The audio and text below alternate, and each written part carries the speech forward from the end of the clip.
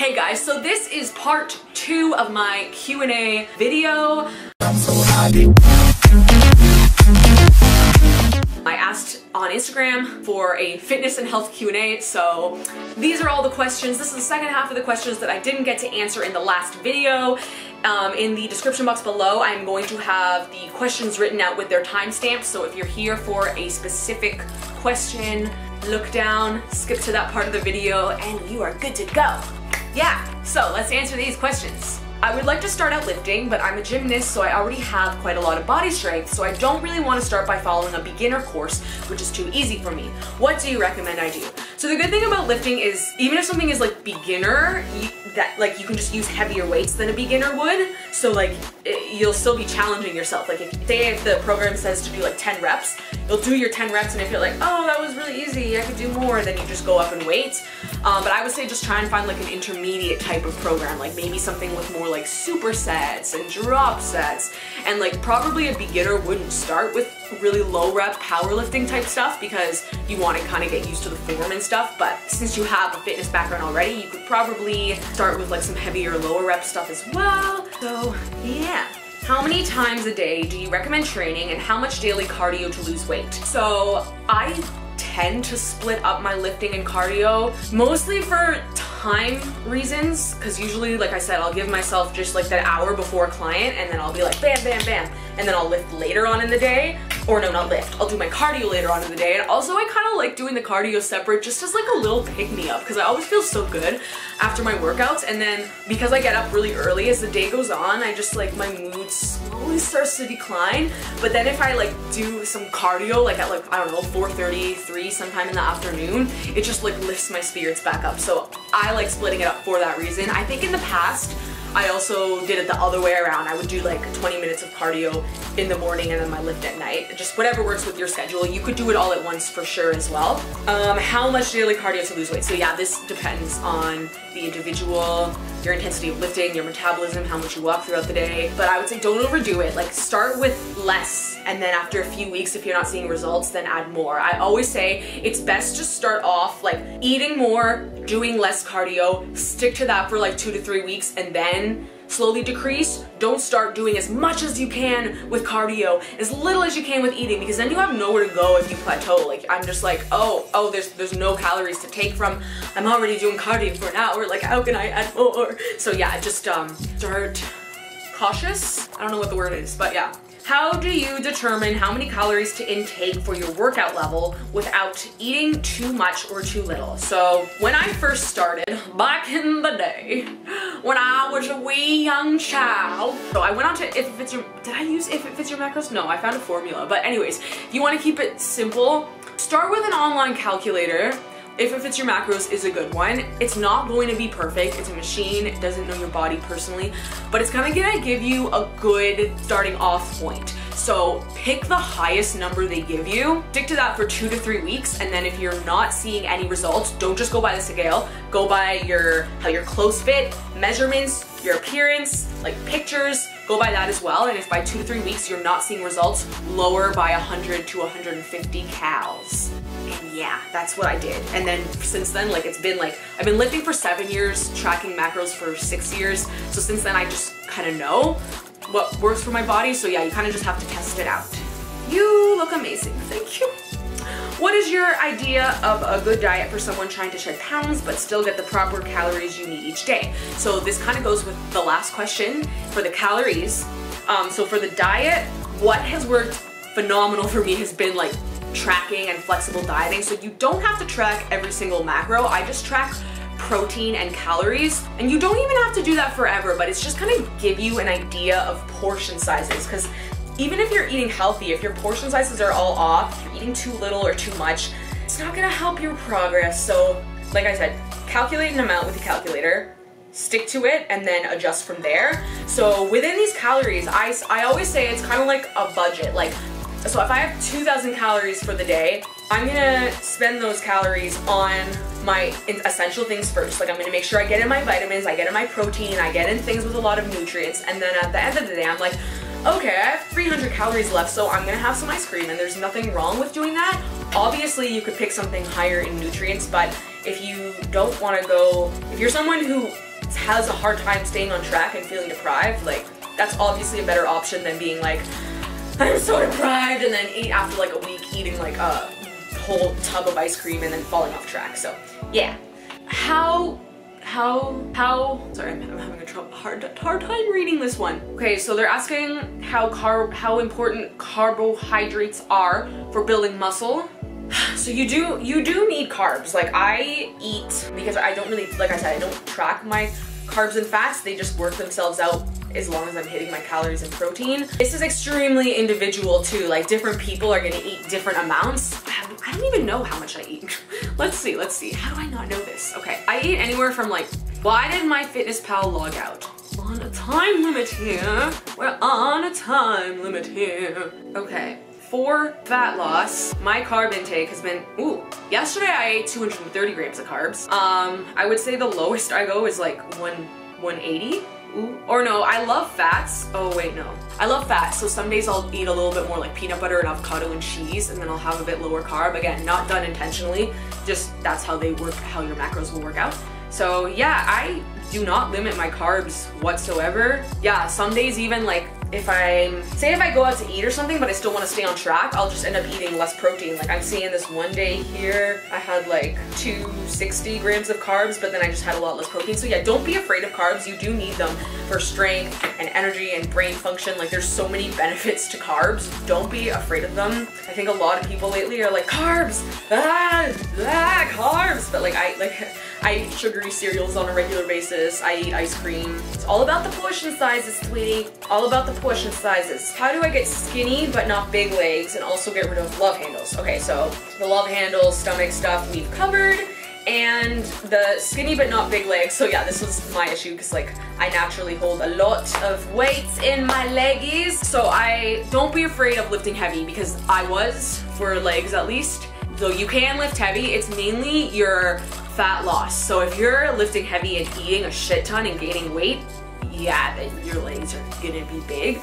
But as soon as you start leaning out and lowering your body fat percentage through proper nutrition, your legs are not going to be large. About collagen supplements. What are their benefits from your experience? When do you take them?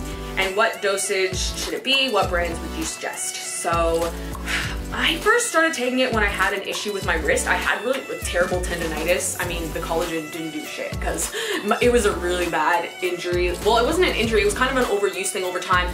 Long story short, I had to get a cortisone shot to get that injury to go away. But so yeah, I did start taking it. I do know of some people though that have had like less serious issues and the collagen has helped. I also take it because it's good for your skin. So, you know, I'm turning 24 next week, so we're trying to focus on the anti-aging. And then I've heard that there's like, they've suggested that it can like firm up your skin. So I have been taking it in hopes that like it'll help firm up the back of my legs a little more. Obviously you can't just take collagen and be like, are my legs toned out? Like you gotta have your diet on track and you gotta be building muscle and like doing that work. But if you're doing literally everything you can, nutrition and physical wise, like then the collagen might be helpful. I put it in my green powder in the morning and I take a tablespoon, the serving size on the package. So, and then I'm gonna showing you guys the brand I use. Yeah, there have been studies though that show over time collagen like keeping the skin smooth, fresh, young, keeping our youthful glow. The goal. What is your opinion on working out before breakfast and working out while on your period? So, like I said, I actually work out before breakfast. I used to never be able to do that, but now I do. As long as you feel good, as long as you're not like, oh, I have no energy, I feel like shit, I feel like I'm gonna faint. If that's the case, like don't do it. But if you feel good and you're getting a good workout in, go for it, go for it.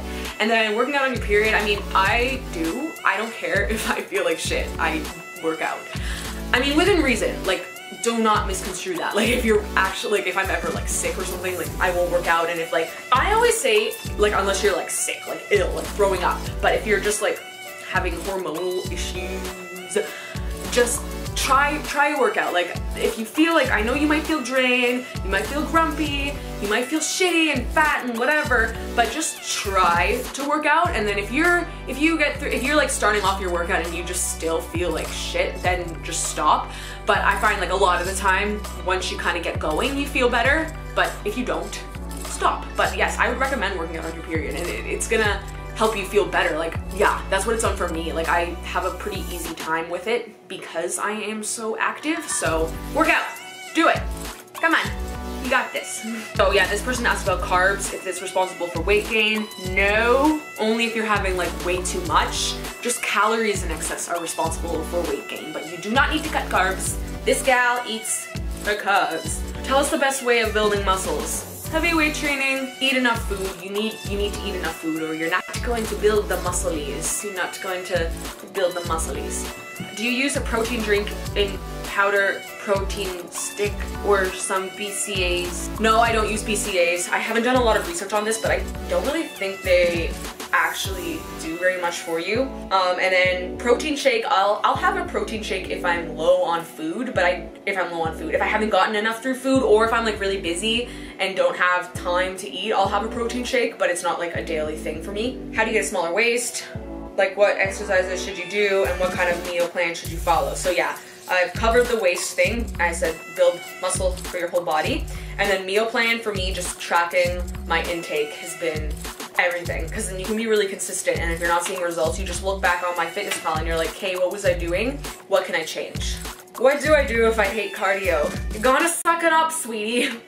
Okay, no, but try and find a form you like. Like, I love going through a run through my favorite hiking trail, and it's just like the most beautiful thing ever, and I just like love it so much. And if you, I mean, I can't do that year round because I live in Canada and we have dreadful long winters.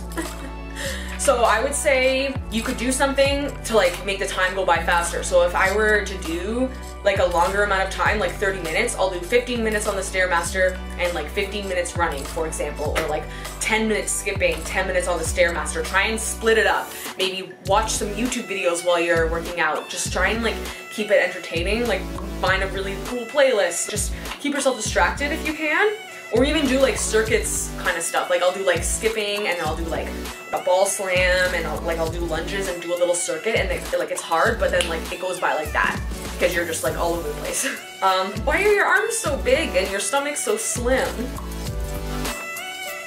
Big? No, I'd like to think they're toned by building muscle.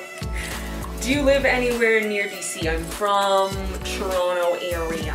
Know anything about carb cycling? I'm on keto right now, but I feel that once I reach my target weight loss, I won't be able to go on forever on keto. I want a good secondary diet lifestyle to fall back on, and I recently watched an infomercial on carb cycling. I'm not paying that much to find out I can eat carbs every 3 days. Thoughts? Okay, so what I always say is whatever you do to lose weight, you have to be able to maintain it forever. So I mean, this person addressed the fact that they know they can't maintain it forever, so have a game plan, slowly add carbs back in when you're done, so you don't put the weight back on. Like, if you go from eating no carbs to all the carbs, like, you're just gonna go like blow up like a balloon, and then all your hard work is gonna be wasted. So yeah, either add you can add carbs back in very slowly. I personally, I guess I technically follow like a very loose structure of carb cycling because I eat higher carbs on the weekend and like moderate in the week.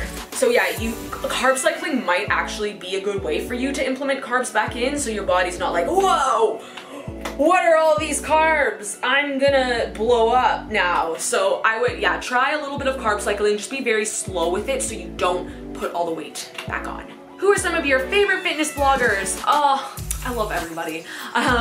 Nikki Blacker, everyone loves Nikki, and like same as like Whitney, Grace Fit UK. I don't even know, some of these people, do they even fall into the blogger category? There's like, cause when I first started lifting, I fell upon Lane Norton, and I loved him. I still do, like he just provided so much good information. I don't really think he counts as a blogger.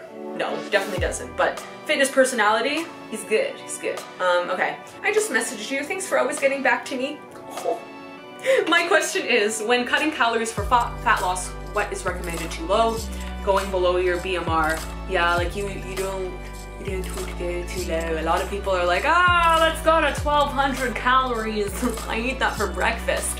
So you don't, just don't feel starving. Just like if you're losing, be patient. You don't want to lose more than like a pound a week unless you have like 100 pounds to lose. Yeah. I feel like yeah. How can I look as good as you in booty shorts? This is a guy. Do your leg days. What advice do you have for someone who keeps flipping back and forth between restricting and binging? How do you deal with your disorder and keep yourself healthy? Okay, my life for the past 20 years, I don't know, I'm 24, but I feel like I struggled with this since I was like 12. So, don't overly restrict. So I used to try and lose weight on too low of an amount of calories. The amounts are gonna vary for everybody. So like I lose weight on 1900. I used to try to lose on 17. Now for a lot of people, 17 is actually a reasonable amount, but because I'm so active, it's just not enough for me. So try increasing your calories a little bit more. If you're feeling really deprived, eat a little bit more. Even if your fat loss is slower, like think of it, it's better having that than like crazy binges all the time. And then incorporate some little treats into your intake. Like I said in a previous question, if you're eating 1,700 calories a day and you've hit your protein intake, you've had a lot of healthy stuff, add in some treats that helps you. It's gonna help you at least be a little bit more satisfied. Also, if you binge, the next day don't be like, I need to make up for this. Just like forgive yourself, move on, get back on track, because it's when you go like, oh, I ate so much today, I'm gonna starve myself and do hours of cardio. That's when you really start to run into those issues. Have you tried a ketogenic diet? No, I will never cut out carbs. Danny says, when can we do a collab? Come see me, we'll do a collab. What are your opinions on steroids? This is a good one. I do not have anything against it. I am a natural athlete. Can I call myself that, an athlete?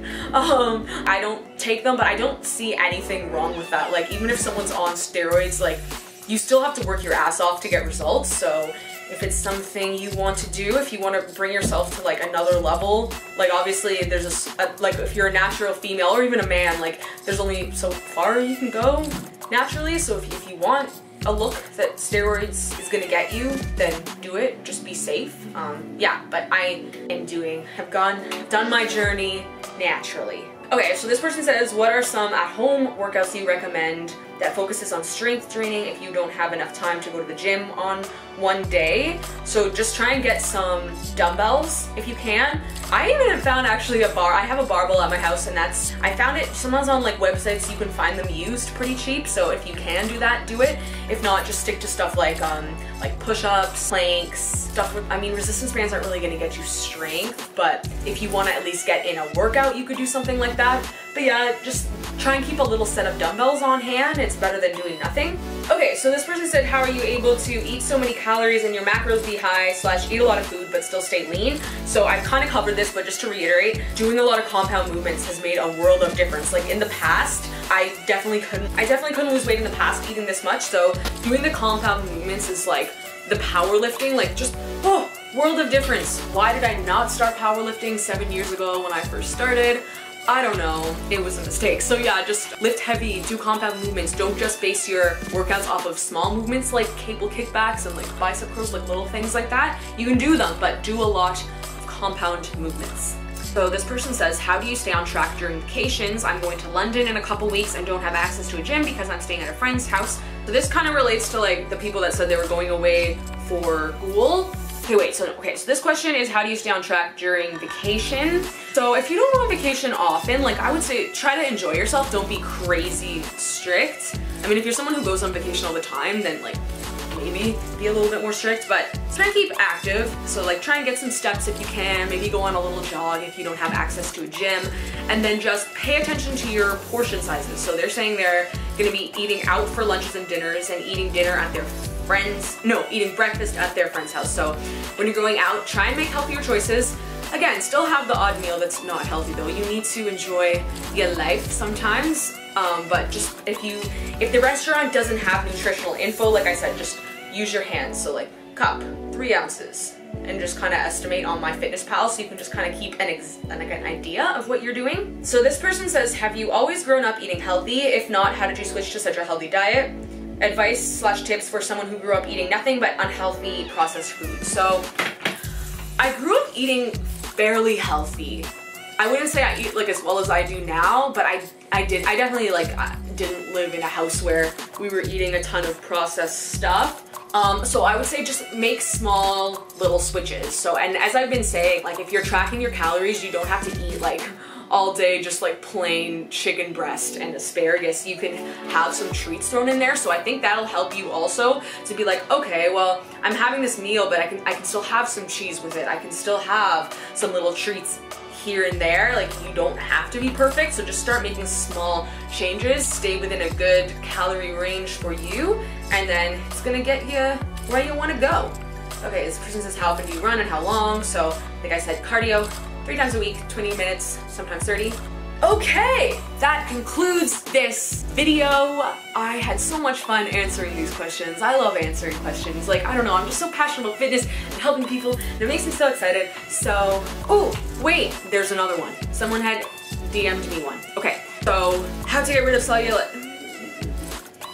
and water retention. So yeah, cellulite's a toughie because sometimes even if you're lean, you can still kind of have it. So just focus on building your muscle. Water retention, if certain foods, you feel like certain foods make your body like hold more water, stay away from those if you're not wanting to hold water that day.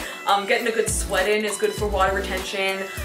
Sometimes if I'm bloated, I take dandelion root tea sometimes, and I have pills and a tea of a dandelion root, and sometimes if I'm like really bloated from overeating, I'll take that. And then they also asked, can we lose fat and build muscles at the same time?